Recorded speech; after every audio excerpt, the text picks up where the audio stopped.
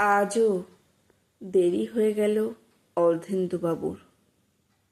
ইদানিং রোজই এরকম দেরি হয়ে যাচ্ছে, ঘুম ভাঙতেই চায় না। সকালে উঠে হাঁটুতে আর গোড়ালির নিচে অনেকক্ষণ একটা আড়ষ্ট ব্যথা খুব দুর্ভোগে ফেলে। তারপর 12 ঘর, একখানা কলের 12 সংসার। বস্তির টলির ঘরে এ কাজ সে কাজ সেরে অর্ধেন্দুবাবুর বড্ড দেরি হয়ে যায়। আজও দেরি হয়ে গেল অনেকটা।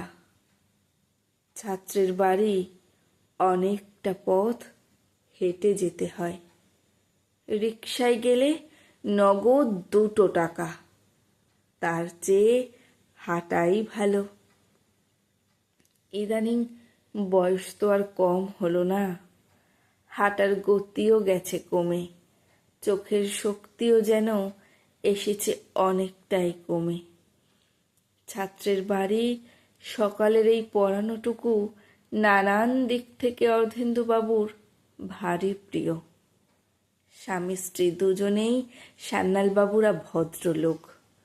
পড়াতে গিয়ে কিছুক্ষণ পরেই ছাত্রের মা ঘরে এসে নিজের হাতে দিয়ে যান সুন্দর কাপ প্লেটে চা, সঙ্গে অন্তত 2খানা ভালো বিস্কুট।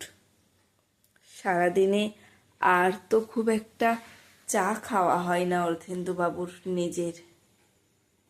একলা সংসারে চাটা এর কোনো পাট রাখেননি। অর্ধেন্দুবাবুর এই ছাত্রটি নিখিলেশ এমনিতে খারাপ নয়, তবে উঠতি বয়স, নানা আকর্ষণ, নানা দুষ্টুমি, দিন দিন বড় অমনোযোগী হয়ে পড়েছে। রেজাল্টও ভালো করছে না। এমনি নিখিলেশের মা অনেকবার হাসি মুখে অভিযোগ জানিয়েছেন ছেলের বৃদ্ধ টিউটরের কাছে।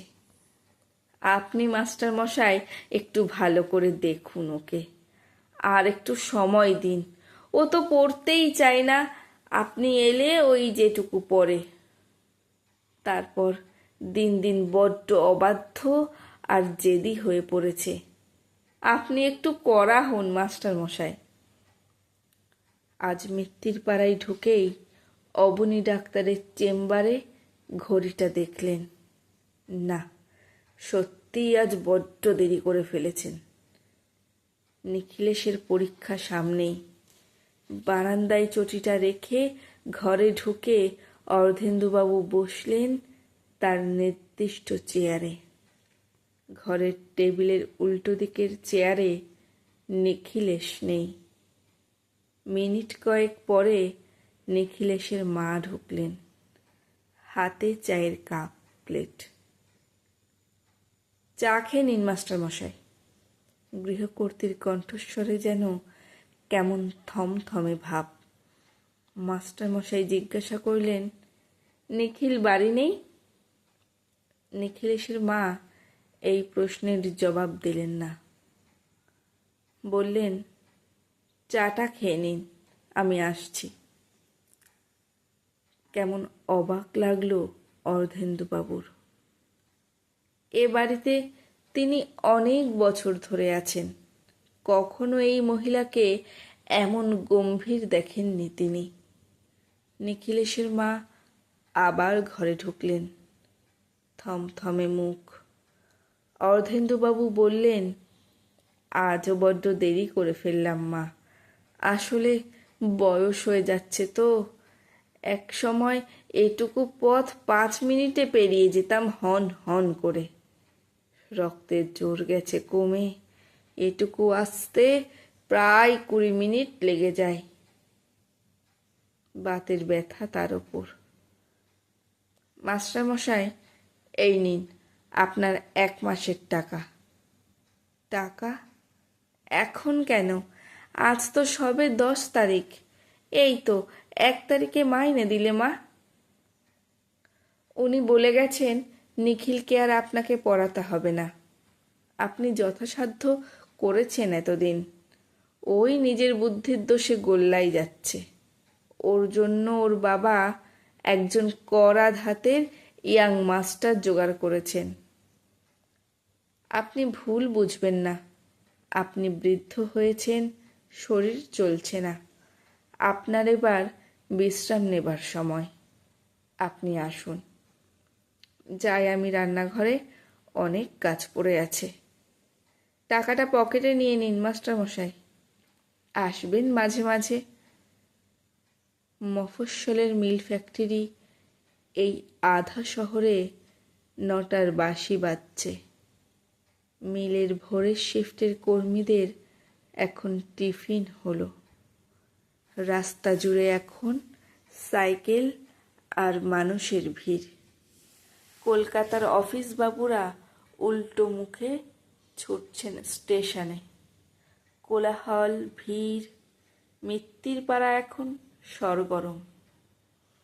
শুধু একটা খুব চেনা, খুব জানা ঘরের ভিতরে কাঠের চেয়ারে বসে অর্ধেন্দুবাবু। সব কোলাহলের বাইরে এক আশ্চর্য স্তব্ধতায় থমকে বসে রইলেন। তারপর আস্তে করে উঠে দাঁড়ালেন। চাটা পুরো খাওয়া হয়নি। টাকার নোটগুলোর দিকে তাকালেন, আর তারপর তাকালেন তার এতদিনের বসার সেই চেয়ারখানার দিকে।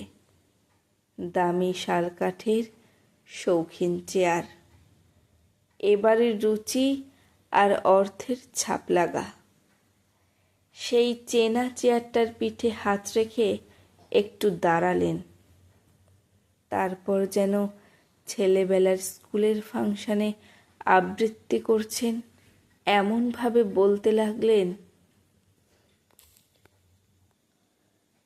গাছ বুড়ো হয়ে গেলে কাঠ হয়, কাঠের চেয়ার হয়, কাঠের খাট হয়, টেবিল হয়।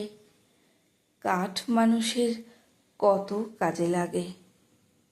মানুষ বুড়ো হয়ে গেলে, মানুষ বুড়ো হয়ে গেলে। তিনি না পরের লাইনগুলো ভুলে গেছেন, কিছুতেই মনে আসছে না।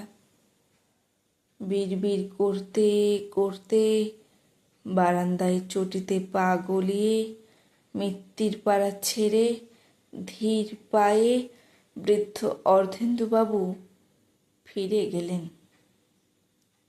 পড়ার ঘরের টেবিলে তখন আধ খাওয়া চায়ের কাপে মাছি বসেছে। পেপারওয়েটে চাপা দেওয়া 5টা 10 টাকার নোট হাওয়ায় কাঁপছে।